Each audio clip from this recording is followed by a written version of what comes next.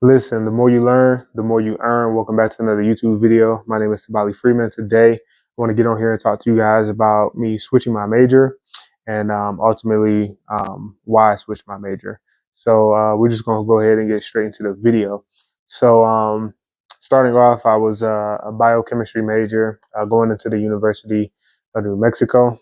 Ultimately, I ended up choosing that major because it has a lot of biochem in it. And I know that that is extremely important for medical school. And also, I chose it because it is challenging, and that might sound a little weird, but I did want something that was really going to challenge me in my undergraduate years. I didn't want to pick anything that was easy or anything like that. I wanted something that was really going to, just kind of challenge me mentally, challenge me academically. So ultimately, that's why I ended up choosing biochemistry. And then on the plus side of that as well, I know that biochem stands out in the application process for medical school, which is my ultimate goal in my academic journey is to go to medical school and become a doctor. So that's why I chose biochemistry. However, the biochemistry path is very strenuous. It is a really, really challenging path academically, and also it takes time because a lot of the biochem classes are prerequisite based, and you can't take this one until you're taking this one. You can't take this one until you're taking this one, and that's just kind of how it is. And the issue with that is it will definitely extend your undergraduate journey to graduating. And I think the biochem degree is best suited for an individual who A isn't working, doesn't have to work a job.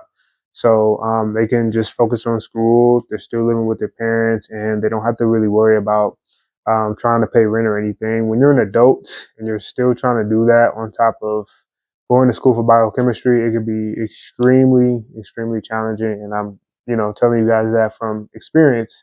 It can be very hard to do that. So I think it's best suited for the individual that does not have to worry about economics like that, or it's best suited for the individual who was smart enough in high school to do um, the dual credit opportunity, where in high school they could still take college courses and then they can come into college knocking out a lot of those lower level classes like Gen Chem 1, Gen Chem 2, and they can come in their first year coming in organic chemistry and getting those classes knocked out. So I think it's best suited for those two individuals.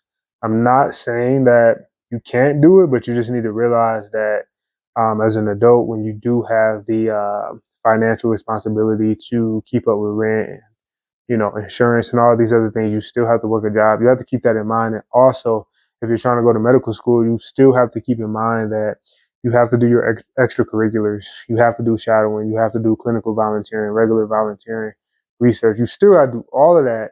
You still got to work, and doing all of that on top of taking 15, 18 credit hours a semester, it's really, really challenging. And I really didn't think about all of that when I chose biochemistry. So um, I had a, I have a friend who actually took some time to think about all these things for me, and he came back to me and said, I think biology is going to be the best degree that you can major in because it is the most efficient path to medical school, right? So he didn't say the easiest, he said the most efficient because the biology degree is not as strenuous as biochem. So it is still going to be academically challenging, but it's not going to be as challenging as a biochem degree, and it's just going to be way more efficient. Even looking at the degree plan, within my degree plan, I can still take a 15 credit hour course while still working a job, while still getting in extracurriculars. Whereas the biochem degree, it was just not really going to be likely that I was going to be able to do all of that, and more than likely, I was going to have to take a gap year just to do all those things. Whereas in biology, I don't have to take a gap year.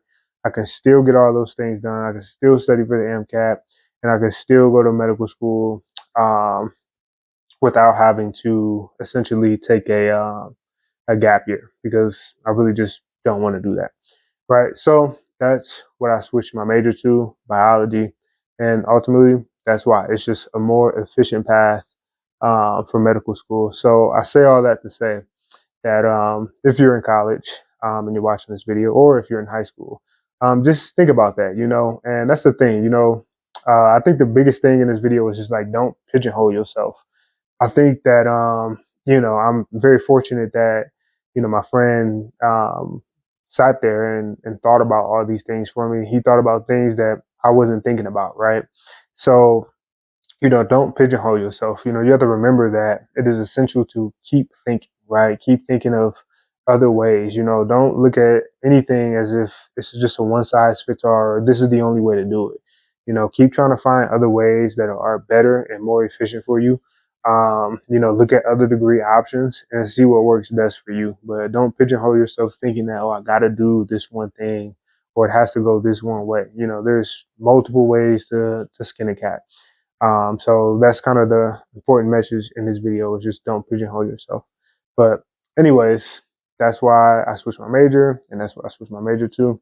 And I'm very excited to move forward with that. So I appreciate you guys taking the time to listen to me. Hope you learned something, and I'll see you on the next clip.